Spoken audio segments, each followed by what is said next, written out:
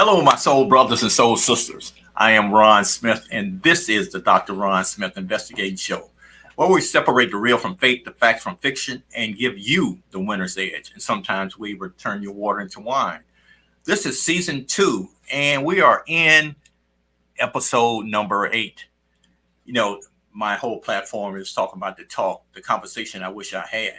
So today's conversation is we're talking about financial spring cleaning. You remember basically when you were in your parents' house, and basically it was warm enough that you could open up the windows and leave the front door open with the screen door in it, and that basically your parents had you to do all the chores. We're talking about uh, uh, dusting all the furniture. We're talking about the baseboards to the all the furniture. We're talking about the window seals. We're talking about vacuum. We're talking about mopping. We're talking about cleaning the mirrors. We're talking about dusting off the counters. We're talking about all those things that we do extra. We're not talking about just a general cleaning.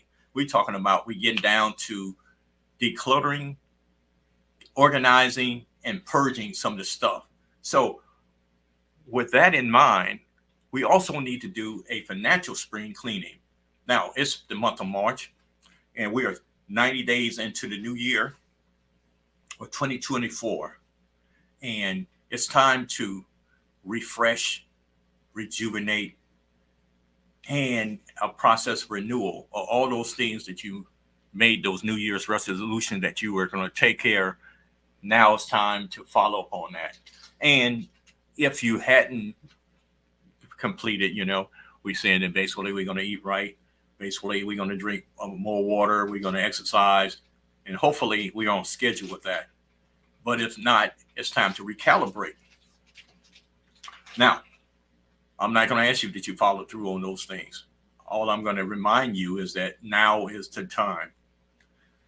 So, what's the first thing we need to do?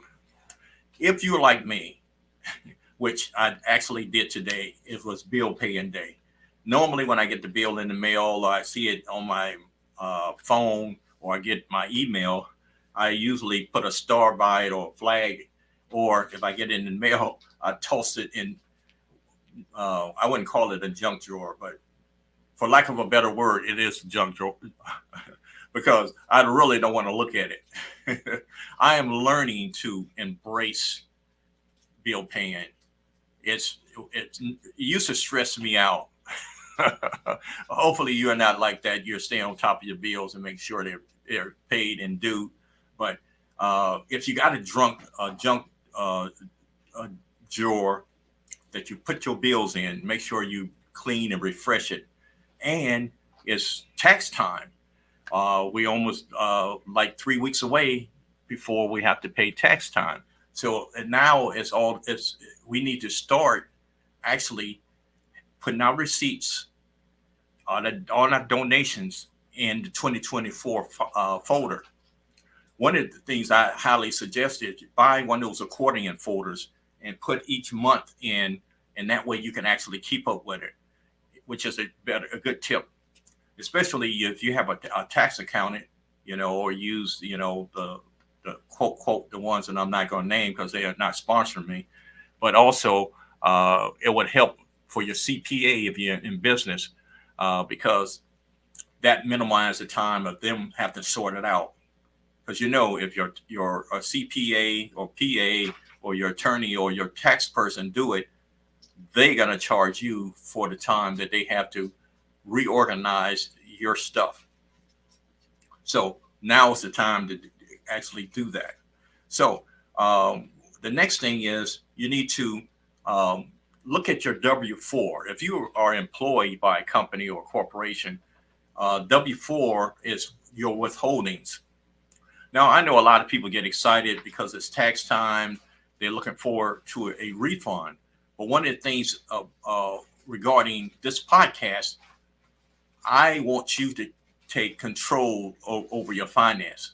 And that's one of the first steps that you do once you are part of your employment package. They're going to ask you what number that you're going to withdraw. which means that basically the higher the number is, the less taxes they take out. The lower the number, the more taxes they take out.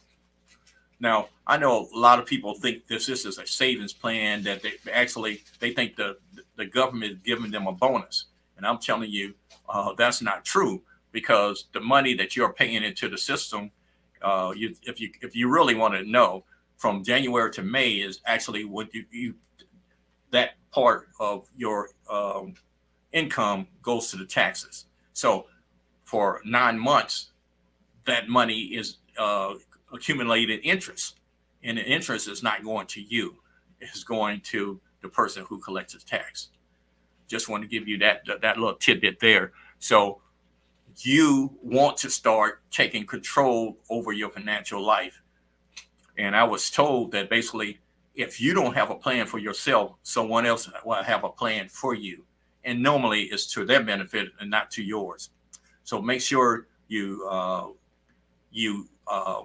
adjust your withholdings, because here's the smartest thing you can do is break even, which means that basically you're not getting a refund, but you're not paying taxes. That is the best way to handle your taxes with your W-4.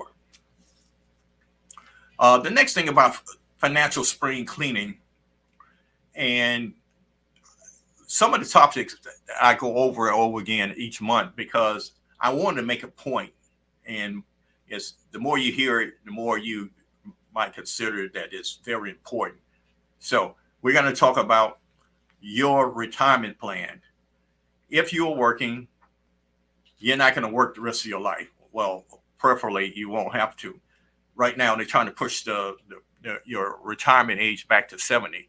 And if you are in the field with less than 10 years in your career, that is probably going to be what you're looking at.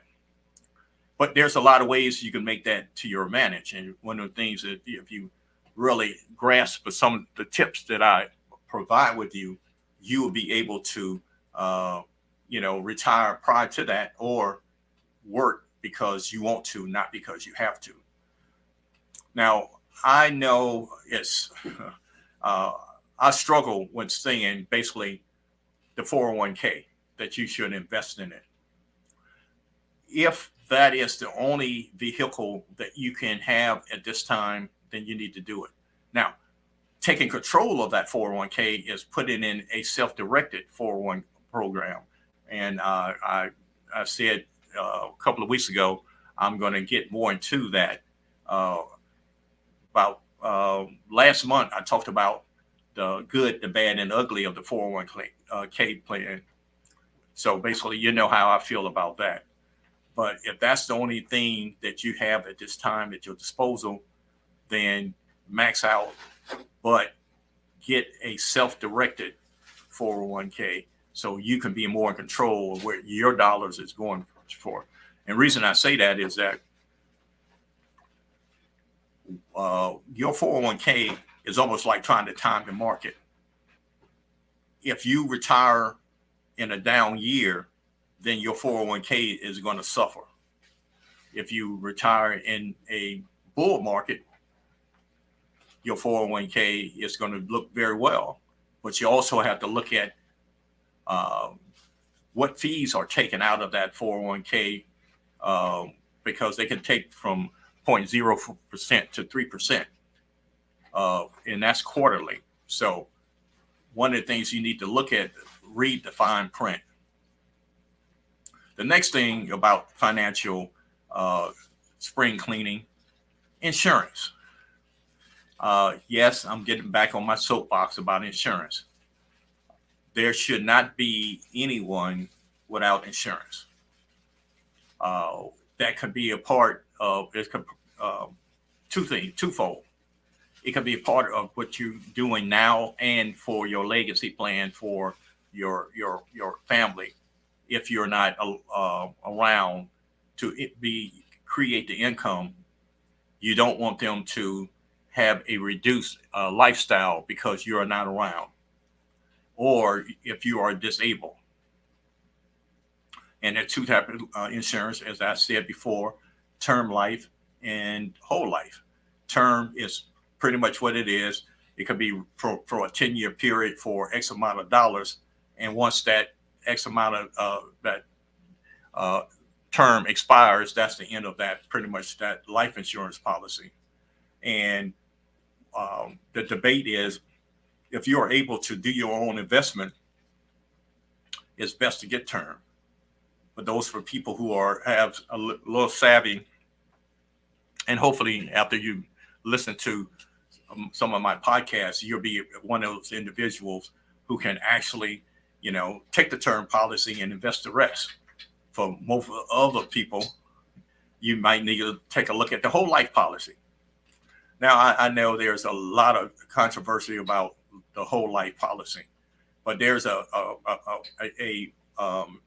policy called the Index Universal Life Policy, where basically you can build up a cash reserve, and basically you can make loans to yourself, which means that's called being your personal bankers. Now, one of the things that you have to be careful with that is that make sure you understand the small print in that also.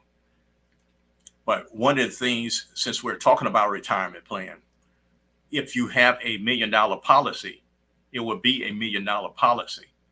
If you have a 401k and your 401k is let's say $1 million, you don't necessarily, that is not all your money, because basically you still have to pay those fees, and you're really relying on the stock market.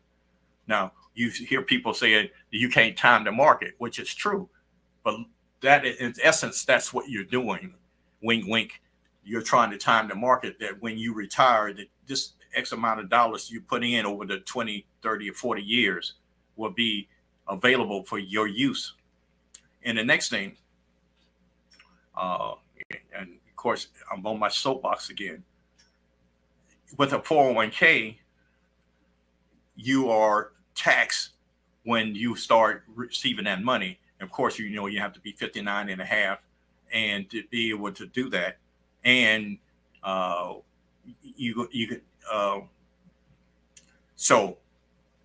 and you're taxed at that highest tax bracket, which means that's another caveat that most people don't tell you about also. So, and most of your house be paid for in about 30 years if you get 30-year mortgage, 15-year mortgage. If you work 20 years, you'll be paid for. And more than likely, your children will be out of school by the time you retire. So you'll be in that tax bracket with no deductions, which nobody tells you about. So those are things that you should consider. Getting back to both of those things, make sure you name your beneficiary in your 401k and as well as your insurance. And the main thing is your beneficiary should know that you put them as the recipient of your retirement and your insurance. They need to know that. I have run across many people who did not know that they were recipients or beneficiary of these two different products.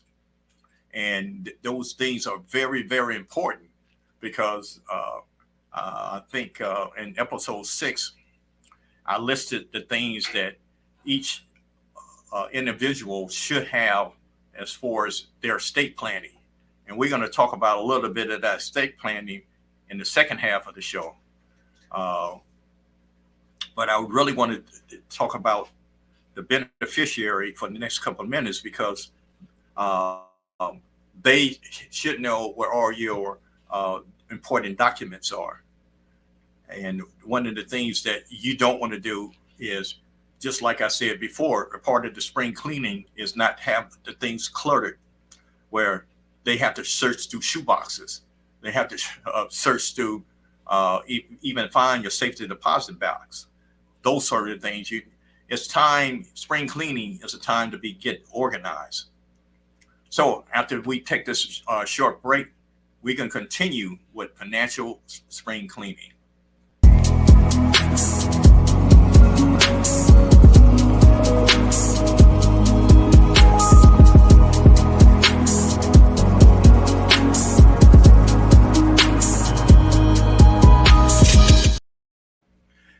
Hello, my soul brothers and soul sisters. I am Ron Smith, and this is part two of episode number 8.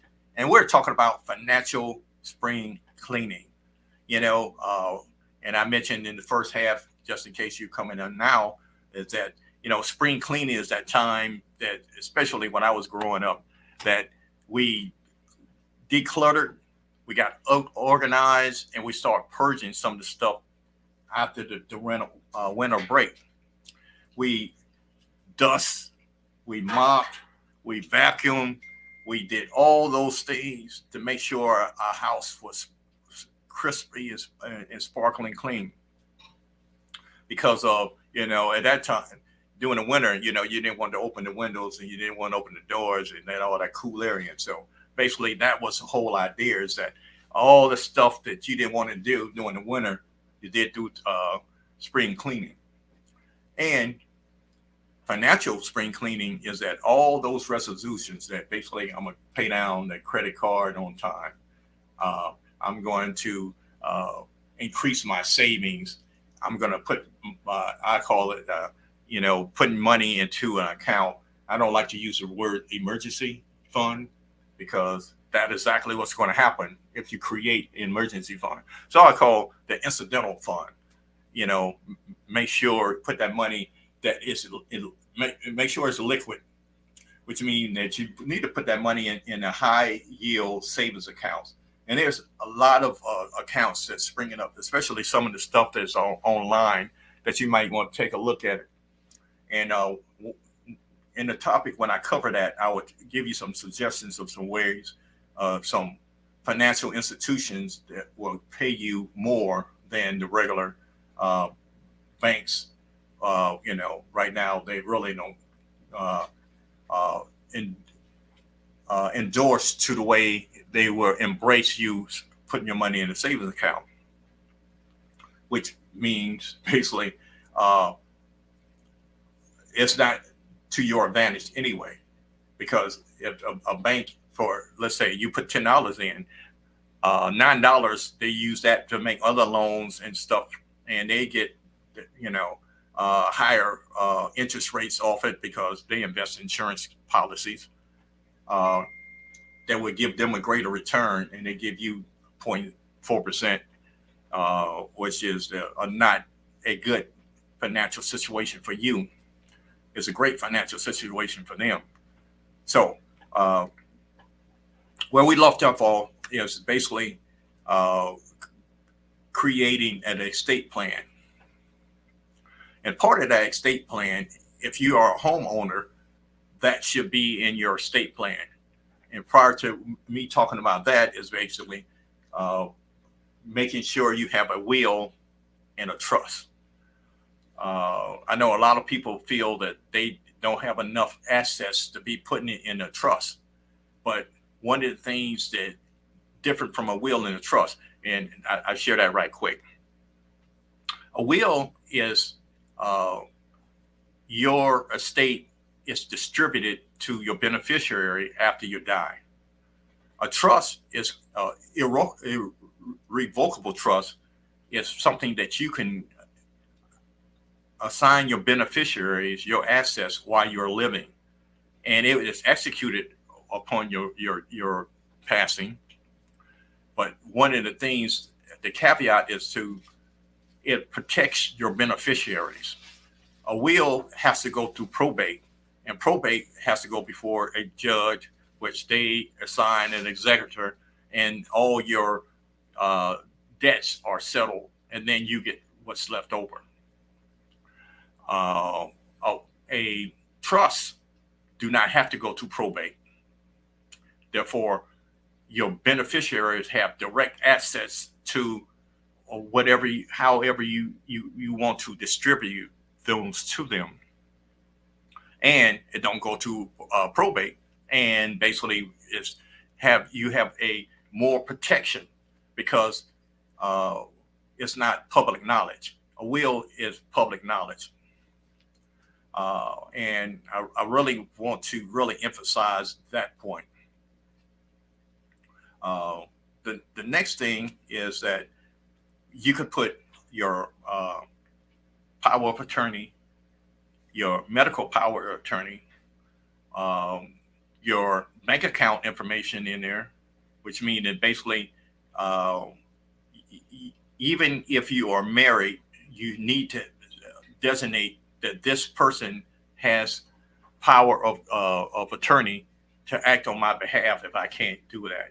And in the event that I of my demise, if I pass, they have all the rights to make those decisions. Uh, Believe it or not, you don't want to get in a situation where a third party have to dictate that. I'm going to talk about next week about the power of attorney, and we'll talk about conservatorships and some of the things that I've seen of how those things are abused. And hopefully you set your state up to a place where there are checks and balances, that no one has the total power to, just make a decision by themselves and have no culpability in that decision making process.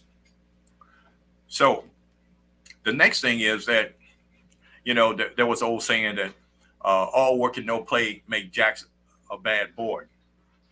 So part of your your spring cleaning is book your 2025 vacation today. I'm, I travel the world, so there's only a few places I want to go, but I'm not going right now because of instability of a lot of the nations around the world. And I know I got a lot of friends who are going on cruises this year, and my holy, I guess, reason I'm bringing this up is that plan your vacation now. It'd probably be cheaper than if you wait to later on the year or wait to next year to plan it. If you're going to plan the cruise, go ahead and start booking it. And a lot of places that basically, especially cruise lines, are every quarter that you could pay on that cruise, which was one of the best vacations I ever had, was basically on the cruise ship, because the appearance that I was not paying out of my pocket at dinner, all the other excursion on the ship meant that I was freer, even though I know that was just the illusion. I paid in advance. But that's one way that basically you can go to Disney World or go to Disneyland and go to all these other theme parks if you go ahead and start booking it early. So, I'm not such a tightwad that you don't have to have no fun with money. All I'm saying is that you need to make sure your plan, be in control of it, because if you wait till the last minute, it's just like the flights. You wait till the last minute, it's going to cost you more than if you plan it out now. Review all your investments. And I really want you to look at your 401k and, review the charges of that 401k. Review the administrative charges on that 401k. You might be surprised. And again, you might be a little shocked when you see what I've been trying to tell you for the last couple of shows. Reason why I'm not a big fan of the 401k. So the IRA, the Roth IRAs, is pretty much you pay taxes and that goes to that. So when you withdraw your money, it's post tax, which means you don't have to repay the taxes on that. So if you're looking at something like that, I think that's better. If you get into any of the investments, make sure you review it, not just on springtime, but you probably need to review it quarterly. And you need to review it with somebody you trust. If you're in the market for that, make sure that person is a fiduciary, and you can ask what type of certifications and licenses that person have. And if it's someone like me, hey, trust but verify, which means that basically you have this piece of equipment right here, this phone, you can ask Siri or Alexa or any other devices if what I'm saying is true or not. That's how you do your due diligence. Don't just take anybody's word for it, and don't just because you're not a financial professional, don't be intimidated just because they have a couple of alphabets behind their name. I had mentioned this earlier about the high yield savings account. That is one of the accounts that basically it's more liquid. And because the transmission might go out, you're going to have a flat tire. The hot water heater need to be repaired. If you got kids in school, there's incidentals and there's an accidental. And if your kid just happened to be one of those schools that's in the March Madness, they're going to want to go to the game, and maybe you're going to want to go to the game. So you have to make sure you have that. Credit cards. One of the things I noticed about credit cards is that my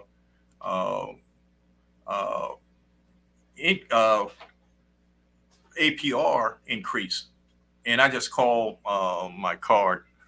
I was almost about to tell you who it was. And I asked, hey, I need to get a lower APR, which is an annual percentage rate on my card. And basically, just by talking to the insurance, the credit card company, since I've been such a good customer, that's what they, that's what they tell me, and I have this saying that, lie to me like you mean it. So they did. So they lowered my APR on my credit card, which, that's something that you need to check each year.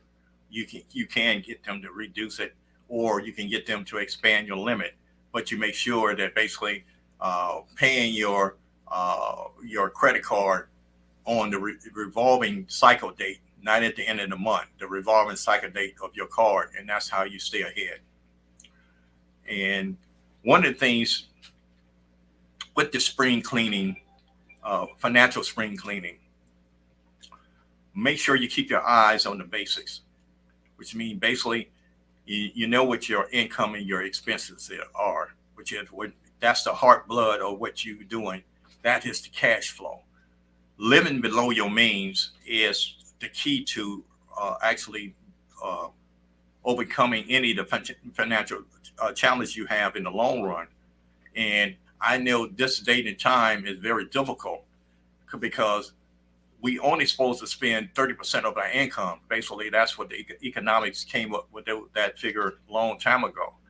But in today's market, with the housing situation where it is, and it's very difficult to not to go 30%, be more like 45% of your income going towards housing.